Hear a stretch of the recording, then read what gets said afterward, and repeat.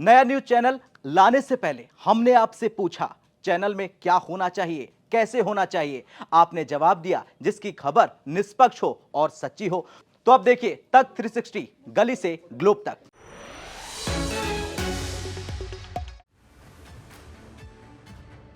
जब आग दो घरों के बीच लगी तो तीसरे को भी गर्मी लगती है। मिडिल ईस्ट इस वक्त उसी आग की तपिश झेल रहा है। ईरान और अमेरिका के बीच बढ़ता तनाव अब सिर्फ दो देशों तक सीमित नहीं रहा, बल्कि इसमें इजराइल, रूस और पूरी दुनिया की नजरें टिक गई हैं। और इसी बीच एक ऐसा बड़ा घटनाक्रम सामने आया जिसने इस पूरे संकट को नया मोड़ दे दिया।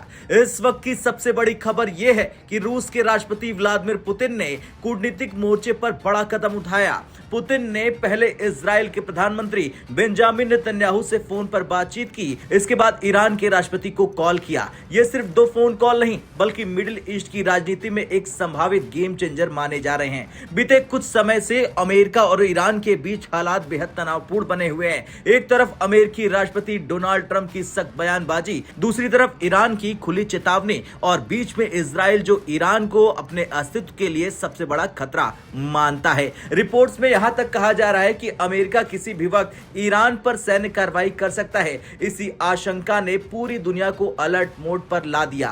सबसे बड़ा सवाल यही उठता है कि पुतिन ने ईरान के राष्ट्रपति को फोन करने से पहले इजराइल के पीएम नेतन्याहू से क्या बात की। दरअसल क्रेमलिन के बयान के मुताबिक पुतिन ने नेतन्याहू से ईरान संकट पर विस्तार से चर्चा की, क्षेत्रीय सुरक्षा और स्थिरता पर जोर दिया और सबसे अहम बात, सैन्य टकराव से बचने की अपील की। यहीं से संकेत मिलते हैं कि रूस सीधे तौर पर मध्यस्थ की भूमिका निभाने की तैयारी में है। रूस ने साफ शब्दों में कहा कि वो ईरान और इजराइल और अप्रत्यक्ष रूप से अमेरिका के बीच संवाद और सुलह की कोशिशों को आगे बढ़ाने के लिए तैयार है। पुतिन का मानना है कि अगर इस टकराव ने सैन्य रूप ले लिया तो इसका असर सिर्फ मिडिल ईस्ट तक सीमित नहीं रहेगा, बल्कि पूरी वैश्विक अर्थव्यवस्था और सुरक्षा व्यवस्था पर असर पड़ेगा। नेतन्याहू से बातचीत के बाद पुतिन ने सीधे ईरान के राष्ट्रपति को फोन घुमाया। इस बातचीत में ईरान में फैली अशांति, अमेरिका के साथ बढ़ते तनाव और संभावित युद्ध खतरों पर गंभीर चर्चा हुई। ये पहली बार नहीं है जब रूस ने ईरान से संपर्क किया हो, लेकिन इस टाइमिंग ने इसे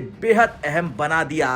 राजनीतिक एक्सपर्टों का मानना है कि पहले नेतन्याहू और फिर ईरान के राष्ट्रपति से बात करना इस बात का संकेत है कि पुतिन दोनों पक्षों के बीच पुल बनाना चाहते हैं। रूस का संदेश बिल्कुल साफ है, युद्ध नहीं, बातचीत करो। इस पूरे संकट का असर भारत पर भी पड़ सकता है। ईरान में फंसे भारतीय नागरिक धीरे धीरे लौट रहे हैं, लेकिन क्षेत्रीय अस्थिरता और तेल आपूर्ति और व्यापार को देखते हुए भारत सरकार पूरी तरह से अलर्ट मोड पर है।